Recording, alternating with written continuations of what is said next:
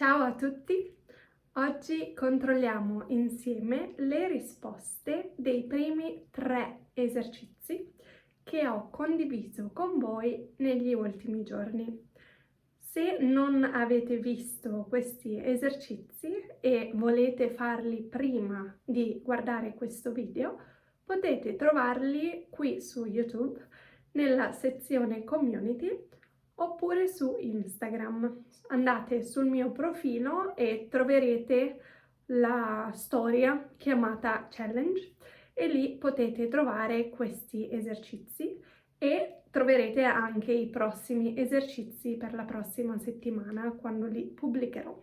Se invece volete fare gli esercizi insieme a me adesso, prima che le risposte appaiano sullo schermo, potete semplicemente mettere in pausa il video e provare a fare questi esercizi. Potete scrivere le vostre risposte su un quaderno, su un foglio o sul computer. Potete anche scrivere le vostre risposte direttamente nei commenti sotto al video e poi controllate insieme a me le risposte e potete vedere quali risposte avete fatto giuste oppure dove magari dovete rivedere un po' l'argomento, studiarlo, approfondirlo un pochino di più.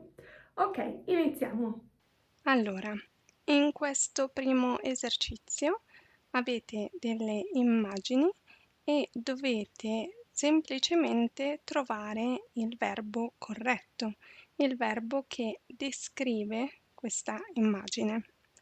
Il titolo, l'indicazione è cosa stanno facendo? So, what are they doing? Scrivi la risposta corretta. Write the correct answer. Vediamo la prima immagine. Nel parco. Che cosa sta facendo questo uomo nel parco? La risposta corretta è corre. Corre viene dal verbo correre, che significa to run. Quindi he is running in the park. Corre nel parco. La seconda immagine dice sul trampolino. Sul trampolino significa on the trampoline. Quindi cosa stanno facendo i bambini sul trampolino? La risposta corretta è saltano. Saltano viene dal verbo saltare, che significa to jump. So they are jumping on the trampoline. Saltano sul trampolino. La terza immagine, un quadro. Un quadro is a picture. Che cosa sta facendo? Dipinge. Dipinge viene dal verbo dipingere, so to paint. He or she is painting a picture or painting, quindi dipinge un quadro. La quarta immagine, un'auto. Cosa sta facendo? Guida. Guidare means to drive. So she is driving a car. Guida un'auto. Nella quinta immagine c'è una bicicletta. Bicicletta significa bicycle. La risposta corretta è va. Va comes from the verb andare, to go. So she is riding the bicycle, yeah, but in Italian we say va in bicicletta. So she goes on the bicycle, to go on the bicycle. Va in bicicletta. E la sesta immagine, una canzone, a song, canta. Canta viene dal verbo cantare, to sing, so she is singing a song, canta una canzone. Il prossimo esercizio è abitudini giornaliere, daily habits. Completa le frasi utilizzando il verbo nella sua forma corretta. So just complete the sentences using the verb in its correct form. So, io mi sveglio presto la mattina. La risposta corretta è mi sveglio. Svegliarsi è un verbo riflessivo, Quindi dobbiamo ricordarci che dobbiamo prendere il pronome si e trasformarlo in base al soggetto. Qui il soggetto è io, quindi io mi sveglio presto la mattina. That means I wake up early in the morning. La seconda frase, tu ti lavi i denti. Anche lavarsi è un verbo riflessivo, quindi anche qui prendiamo il si e lo trasformiamo in ti perché il soggetto è tu. Tu ti lavi i denti. So you brush your teeth and it becomes you brush yourself, your teeth basically. Tu ti lavi i denti. La terza frase, lui si veste. Di nuovo, vestirsi è un verbo riflessivo. Qui si rimane lo stesso, rimane uguale, perché il soggetto è lui. Lui si veste, so he gets dressed. Literally, he dresses himself. La prossima frase, lei fa colazione. Lei fa colazione, il verbo è fare, to do. Remember, in Italian we say to do breakfast. We don't say to have breakfast. So she does breakfast means she has breakfast. La prossima frase, noi prepariamo i nostri zaini per la scuola. Preparare, to prepare, so we prepare our bags for school. Noi prepariamo i nostri zaini per la scuola. Poi abbiamo loro vanno a scuola. Loro vanno. Andare è un verbo irregolare, quindi da andare diventa vanno. Loro vanno a scuola. They go to school. La prossima frase è tu pranzi a scuola. Pranzare means to have lunch. In Italian we have a verb to say to have lunch. Pranzare, which can also be connected to il pranzo, which is the lunch. So tu pranzi a scuola, you have lunch at school. La prossima frase, lei frequenta le sue lezioni. Lei frequenta le sue lezioni, so she attends her classes, her lessons, frequentare. E l'ultima, lui lavora fino alle 17. Lavorare, to work, lui lavora fino alle 17 o fino alle 5. So he works until 5 p.m. Abbiamo ancora altre frasi. L'esercizio è lo stesso, uguale. La prima, noi prepariamo la cena. Preparare, again, we saw it earlier, that means to prepare or to get something ready. So we get dinner ready, we prepare dinner, noi prepariamo la cena.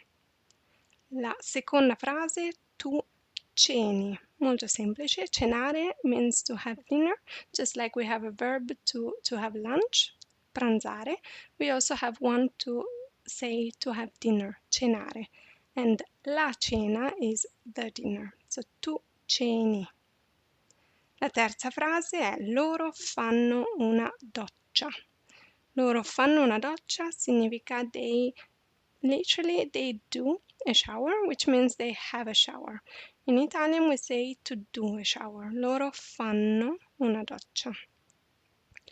La quarta frase, io leggo un libro. Leggere significa to read. Io leggo un libro. I read a book. La quinta frase, tu vai a letto. Andare, again, to go. Quindi tu vai a letto, you go to bed. Letto is the bed. La prossima frase è loro fanno sogni d'oro. Fare, again, means to do. Loro fanno sogni d'oro. I liked this sentence because I think it's cute.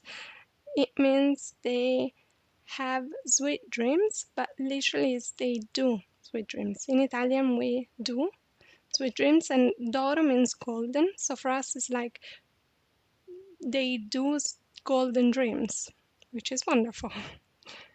La prossima frase, lei esce con gli amici.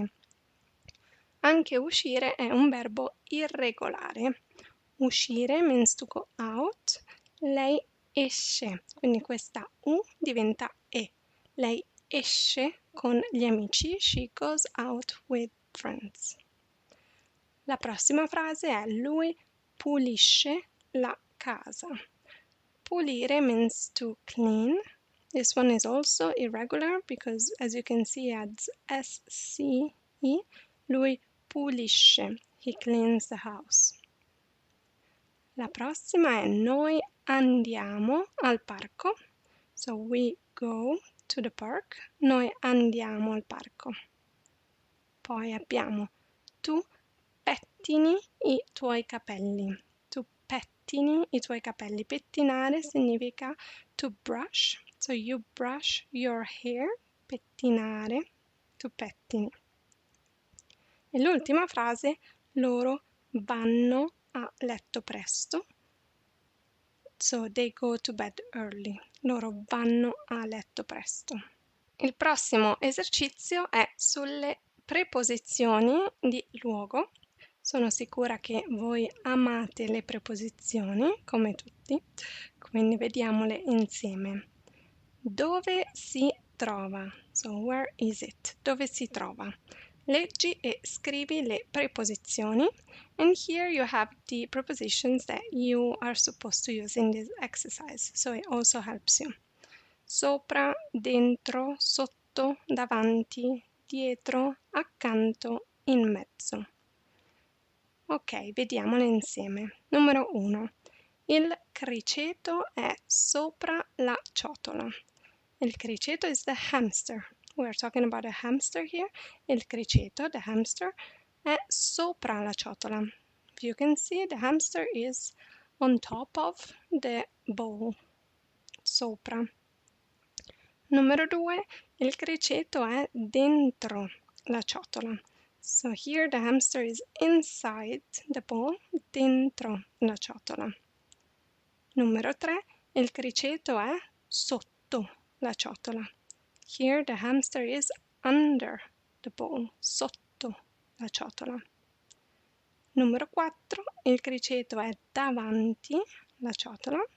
Davanti means in front of. Numero 5. Il criceto è dietro la ciotola. So the hamster is behind the bowl, dietro. Numero 6. Il criceto è accanto la ciotola. Accanto o di fianco means next to. Accanto o di fianco. Numero 7. Il criceto è in mezzo alle ciotole o tra o fra. And that means in between, between. Notate che con tutte queste preposizioni dobbiamo anche utilizzare la preposizione a. Quindi il criceto è in mezzo alle ciotole, ma il criceto è tra le ciotole, quindi tra e fra non vogliono la preposizione a. In mezzo alle ciotole. O il criceto è di fianco alla ciotola, o il criceto è accanto alla ciotola. Il criceto è dietro alla ciotola, il criceto è davanti alla ciotola e il criceto è sotto alla ciotola, anche se sotto la ciotola è qualcosa che potete sentire senza la preposizione a. È la stessa cosa con sopra la ciotola. È meglio sopra alla ciotola, ma potete sentirlo anche senza la preposizione a. E il criceto è dentro alla ciotola, quindi più preposizione a. Ok, questo è tutto. Com'è andata? Fatemi sapere nei commenti se volete quante risposte avete fatto giuste, quali avete sbagliato, così io posso anche sapere quali esercizi darvi per il futuro, su quali esercizi concentrarci un po' di più. Spero che questo video fosse utile per voi, spero che abbiate ripassato qualche argomento di grammatica. Se vi è stato utile, non dimenticatevi di iscrivervi al canale, così potete guardare i prossimi video, esercitarvi con me e non perdervi i prossimi video sia di grammatica che vlog o il podcast. E noi ci rivediamo la prossima volta con i prossimi esercizi. Ciao!